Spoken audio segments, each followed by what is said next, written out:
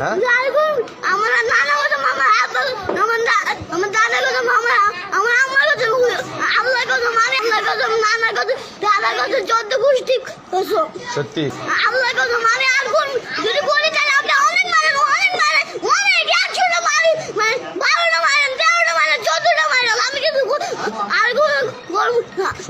اقرأ كتاب الله ترق جنان। আসসালামু আলাইকুম রহমতুল্লাহ। আজকে কোনো মাসলা মাসাইল নিয়ে ভিডিও না, আজকে আপনাদের সামনে একটি ভিডিও দেখাবো। আমার দেখে বেশ মজা লাগছে।